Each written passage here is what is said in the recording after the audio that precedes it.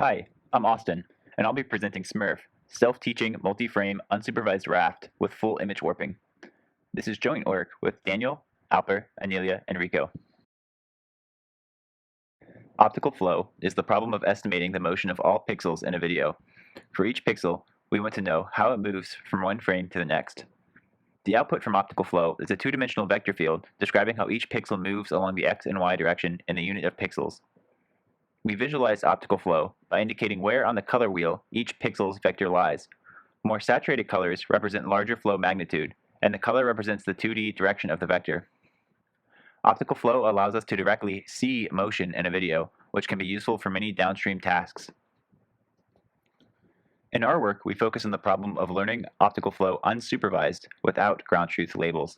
Learning without labels is valuable because ground truth optical flow labels are difficult to acquire, and this allows us to easily fine-tune on any target domain for which we have video footage. Given two images, image 1 and image 2, and the flow between them, we can reconstruct image 1 from image 2. This works by filling in each pixel in the reconstruction of image 1 with the corresponding pixel in image 2, as indicated by the optical flow. Like prior work, the primary signal for our unsupervised learning objective comes from comparing the reconstructed image 1 with the original to produce a loss. Better reconstructions tend to correspond to better flow predictions. Even with perfect optical flow, the reconstruction will have doubling in the areas of occlusions. Like prior work, we detect occlusions by inconsistency of the forward and backward flow and ignore the reconstruction loss in these occluded areas. I'll now describe the three primary innovations in our work, which are the unsupervised sequence loss, the FullImage Warping technique, and our multi-frame self-supervision. I'll start by explaining our unsupervised sequence loss. We use adjacent video frames as input to the model. Our model makes a prediction about the optical flow of each pixel between the two frames. Our model uses the RAFT architecture, which is recurrent. It iteratively refines its predictions in a series of recurrent steps. We also crop and perform a variety of data augmentation on the two frames, making it more difficult for the model to estimate the correct optical flow. We run a copy of our model, which we term the student, on the cropped and augmented images. We also run a copy of the model on the unaugmented images, which we term the teacher. The teacher and student share all parameters. We add a loss on each recurrent iteration's prediction, which encourages all student predictions to match the cropped predictions from the final iteration of the teacher model. I'll now discuss our FullImage Warping technique. Prior work in unsupervised optical flow tends to struggle to make accurate flow predictions in regions of occlusions and around the borders of an image, where pixels can disappear outside the image frame.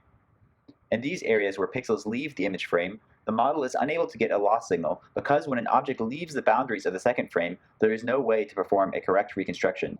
To get around this problem, we train on cropped images, but perform the image reconstruction using the full resolution images prior to cropping. Because our reconstruction is created with the full resolution images, the model gets a loss signal in regions which appear to move outside the frame. I'll now discuss our multi-frame self-supervision loss. So far, all losses and techniques described have only leveraged two adjacent frames. We can get an improved training signal if we incorporate more frames during training time. We run our model in both the forward and backward temporal directions. Notice that the occlusions tend to appear on opposite sides of moving objects in flow t to t-1 and in flow t to t+1. This occurs because objects move in opposite directions when time is reversed. We also make the observation that the negation of the flow from t to t-1 is approximately equal to the flow from t to t+1. We can therefore use the unoccluded flow t to t-1 to make predictions in regions of occlusions in flow t to t+1. We found in practice that simply negating the flow t to t-1 was not quite accurate enough to inpaint the occlusions in flow t to t+1. Instead, we trained a tiny 3-layer CNN to invert the flow from t to t-1 into the flow from t to t+1. This CNN is randomly initialized and retrained for each new group of 3 frames. The tiny net takes in a 4-dimensional vector consisting of the xy pixel coordinates and the flow value at pixel xy stacked on top of each other, and makes a prediction of the flow t to t+1 using these inputs. The network is trained via gradient descent to predict the corresponding flow value in flow t to t+1 in all unoccluded regions.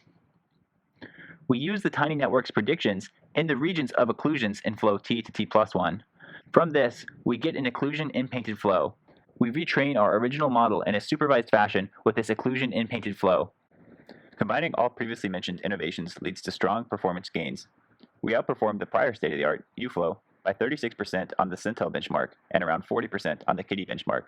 We even outperformed recent supervised methods such as PWC-Net and FlowNet2. Here we display the result of our model on two image pairs in the Kitty test set. We display both the flow predictions and the flow error map. We also visualize the results if we ablate the multi-frame loss component of our method. You can see in the circled areas of occlusions that the flow predictions noticeably degrade. For comparison, we also show two results from prior work that uses multiple frames at inference time. Note that our work only requires more than 2 frames at training time, and at inference time just requires 2 frames. Here we show a qualitative comparison to fully supervised RAFT. We can see that the fully supervised method does have better performance for challenging and ambiguous cases like reflections and shadows of moving objects. However, there are also areas where our method appears to perform better, for example with small objects and in places where labels are sparse and potentially imperfect or non-existent. We circle some of these areas to direct your attention. We also found that SMURF can be quite competitive out of the box on stereo depth estimation without any fine-tuning on stereo image data. We apply SMURF to stereo disparity estimation by simply feeding in the left and right image pair and clamping the vertical flow to 0. Here we display an example disparity prediction from our model along with the ground truth. We conduct a thorough ablation study to separately test and demonstrate the performance impact of every new component. I don't have time to cover this all here, but I encourage you to check out the paper and stop by the poster session with questions. Thanks for watching. Please check out our paper in which there's a link to code to reproduce our results, and we'd love to see you at our virtual poster session.